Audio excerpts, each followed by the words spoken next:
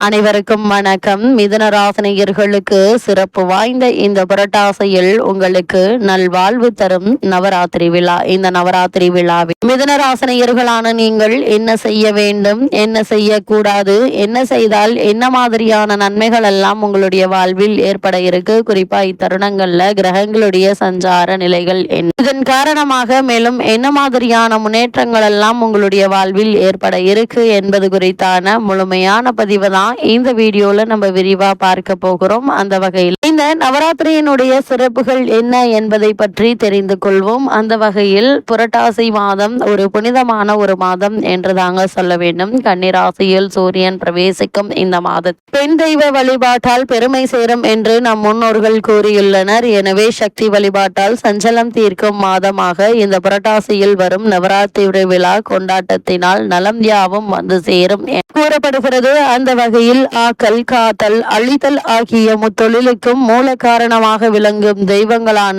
சிவன், பிரம்மா, விஷ்ணுவினுடைய துணைவியர்களான துர்க்கை, சரஸ்வதி, லக்ஷ்மி ஆகிய தெய்வங்களை பூமாலை சூடியும் பாமாலை பாடியும் வழிபட்டால் பிரச்சனைகள் அகலும், பொருள் செல்வம் கூடும், வாழ்க்கையில் சங்கடங்கள் நீங்கி வெற்றி வாய்ப்புகள் பெருகும். அந்த அடிப்படையில் உருவானதுதான் இந்த நவராத்திரி விழா. அது மட்டும் இல்லாமல் சிவனுக்கு உகந்தது சிவராத்திரி. அதே போல அம்பிகையை கொண்டாட உகந்த நாள் நவராத்திரியாகும். நவம் 9 என்றும் ராத்திரி என்றால் இரவும் என்றும் பொருள்படும். 9 இரவுகளில் அம்பிகையை கொண்டாடி விரதமிருந்து வழிபட்டு வந்தால் பொன் பொருள் குவியும் என்று சாஸ்திரங்கள் சொல்கிறது. புரட்டாசி மாதம் அமாவாசைக்கு அடுத்த நாள் தொடங்கி 9 நாட்கள் நவராத்திரி விழா கொண்டாடப்படுகிறது. நவராத்திரி விழா புரட்டாசி மாதம் 6ஆம் நாள், அதாவது 22/9/2025 தேதியான இன்று ஆரம்பமாகிறது. அன்றைய தினம் முதல் இல்லங்களிலும் ஆலயங்களிலும் கொலு வைக்க தொடங்குவார்கள். 30/9/2025 தேதியன்று துர்காஷ்டமி,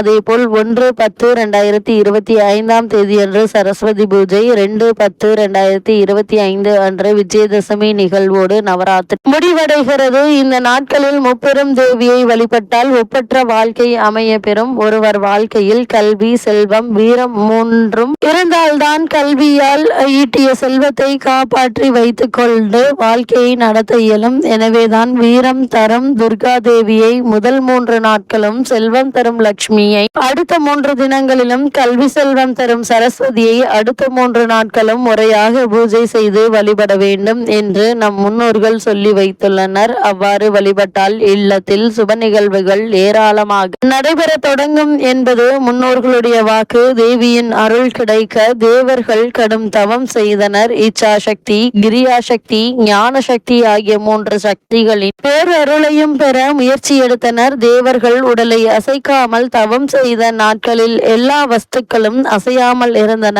அதன் நினைவாக கொலு வைத்து கொண்டாடுகிறோம். அந்த வகையில் இந்த சிவப்பு வாய்ந்த புரட்டாசி மாதத்தில் நவராத்திரி விழா மட்டுமின்றி பெருமாளுக்குரிய வழிபாட்டு தலங்களின் சிறப்பு வழிபாடுகள் நடைபெறுகிறது. சிவபெருமானின் அருளை பெற்று தரும் கேதார கௌரி விரதம் என்று அனைத்து தெய்வங்களுக்குமான வழிபாட்டு மாதமாகவும் புரட்டாசி மாதம் இருக்கிறது. புரட்டாசி மாதத்தில் கடைபிடிக்கப்படும் விரதங்களில் சிலவற்றை இங்கே பார்க்கலாம். அந்த வகையில் விநாயகர் விரதம் புரட்டாசி மாத வளர்பிறை சதுர்த்தியில் இந்த விரதம் மேற்கொள்ளப்படுகிறது. விநாயகரை மனதில் நிறுத்தி செய்யப்படும் இந்த விரதத்தை மன சுத்தத்தோடு செய்தால் நாம் எடுக்கும் காரியங்கள் அனைத்தும் வெற்றியடையும். இது தவிர துர்வாஷ்டமி விரதம் என்பது விநாயகரை வழிபடும் ஒரு விரதமாக இருக்கிறது. புரட்டாசி மாத வளர்பிறை அஷ்டமி திதி என்று சிவபெருமானோடு சேர்ந்து விநாயகரை வழிபட வேண்டிய விரதம் இது.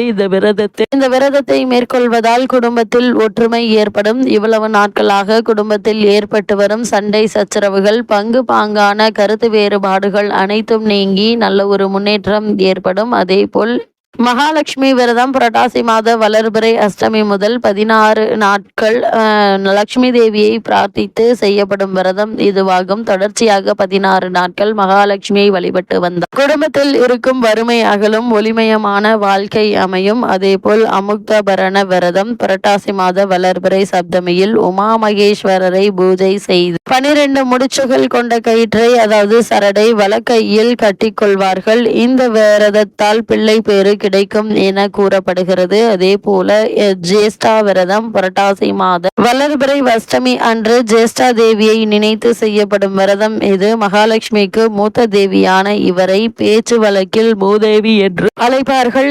புரட்டாசி மாத வளர்பிறை சஷ்டியில் பரமேஸ்வரியை குறித்து கடைபிடிக்கப்படும் விரதம் இது. இந்த விரதத்தை அனுஷ்டித்தால் சர்வ மங்களம் கிடைக்க பெறும். அதேபோல் கபில சஷ்டி விரதம் புரட்டாசி மாதம் தேய்பிறை சஷ்டியில் சூரியனை பூஜை செய்து பழுப்பு வண்ணம் கொண்ட பசுமாட்டை ஆபரணங்களால் அலங்கரித்து பூஜிக்கும் விரதமாகும். இதை மேற்கொள்வதால் சகல சக்திகளும் கிடைக்கும் என கூறப்படுகிறது. அப்படிப்பட்ட இந்த நவராத்திரியின் முக்கிய அம்சம் கொலு அமைப்பது. இந்த கொலுவை நாம் எப்படி அமைக்க வேண்டும், கொலு படிகள் அமைக்கும் முறை என்ன என்று பார்க்கும்போது கொலுப்படிகளை 5, 7, 9 என்ற ஒற்றைப்படை வரிசையில் அமைக்க வேண்டும். முதல் படியில் ஓரறிவு கொண்ட புல் பூண்டு செடி கொடி தாவர வகைகளை வைக்க வேண்டும். இரண்டாவது படியில் 2 அறிவு கொண்ட பிராணிகளின் பொம்மைகள் சிப்பி சங்கு போன்றவற்றை இடம்பெற செய்ய வேண்டும். மூன்றாவது படியில் 3 அறிவு கொண்ட எறும்பு கரையான் பொம்மைகள் வைக்க வேண்டும். நான்காவது படியில் 4 அறிவு கொண்ட உயிரினங்களான நண்டு வண்டு போன்ற ஜீவராசிகளின் பொம்மைகள் இடம்பெற வேண்டும். 5வது படியில் 5 அறிவு கொண்ட விலங்குகள் மற்றும்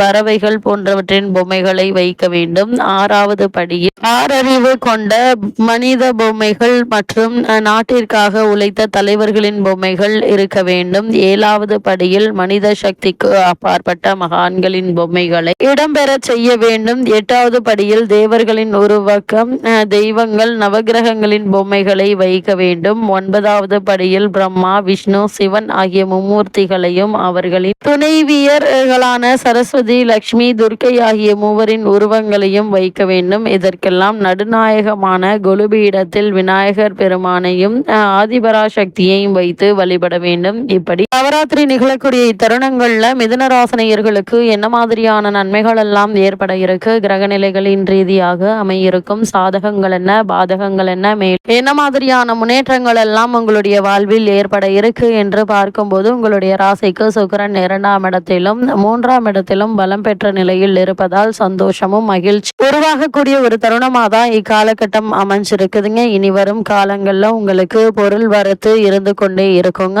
ஆரோக்கியத்தில் ஏற்பட்டு வந்த பின்னடைவுகள் நீங்கி ஆரோக்கியத்தில் நல்ல ஒரு முன்னேற்றத்தையும் இப்போது நீங்கள் தாராளமாக எதிர்பார்க்கலாங்க. தொழிலில் வளம் பெருகும். வெளியூர் பயணங்களால் பலன் உண்டு. வெளிநாட்டு வேலை வாய்ப்புகள் பலன் தருங்க. அதனால் அதற்கான முயற்சிகளை இப்போது நீங்கள் தாராளமாக முயற்சிக்கலாங்க. 3இல் சூரியன் இருப்பதால் அரசாங்க காரியங்கள் சாதகமாக இருக்குங்க. இவ்வளவு நாட்களாக இழுபறியில் இருந்த வேலை எளிதில் முடிய இருக்கு. அதே போல் இத்தருணங்கள்ல எதை வேண்டுமோ அதை எளிதில் முடித்து வெற்றி காண இருக்கீங்க. வருமானம் கிடைக்கும் வாய்ப்புகள் உண்டு. நீங்கள் நினைத்தபடி இருக்குங்க. சுக்கிரன் பலமாக இருப்பதால் கலைஞர்களுக்கு சிறந்த நன்மைகள் கிடைக்க இருக்கு. அரசியல்வாதிகளுக்கு புதிய பதவிகள் கிடைப்பதற்கான சாத்தியக்கூறுகள் உண்டு என்பதையும் கிரகநிலைகள் தெல்ல தெளிவாகவும் உறுதியாகவும் எடுத்துக்காட்டுது. இருந்தாலும் மேலும் என்ன மாதிரியான விஷயங்களை நீங்கள் சற்று கவனமாக இருக்க வேண்டும் என்று பார்க்கும்போது செவ்வாயினுடைய அமைப்பினால் முன்கோபம் அதிகரிக்குங்க. பேச்சுக்களில் கவனம் தேவை. எதிர்மறை விமர்சனங்களை குறித்து கவலைப்பட வேண்டாங்க. பண விவகாரங்களில் கச்சிதமாக நடந்து கொள்ள வேண்டும். ஜென்ம குரு என்பதால் அனாவசியமான வாத பிரதிவாதங்களில் ஈடுபட வேண்டாங்க. நீங்கள் உண்டு உங்களுடைய வேலை உண்டு என்றிருப்பது மிக மிக நல்லது என்பதை கிரகங்களுடைய சஞ்சார நிலைகள் தெளிவாகவும் உறுதியாகவும் எடுத்துக்காட்டுது. மிதுனராசினியர்களுக்கு கிரக நிலைகளின் ரீதியாக கூறப்படும் பரிகாரம் என்ன என்று பார்க்கும்போது அனுமனை வணங்குங்க. அனைத்து நன்களும் தாமதமின்றி உங்களுக்கு கிடைக்கும் என்பதை கிரக நிலைகள் உறுதியளிக்குது.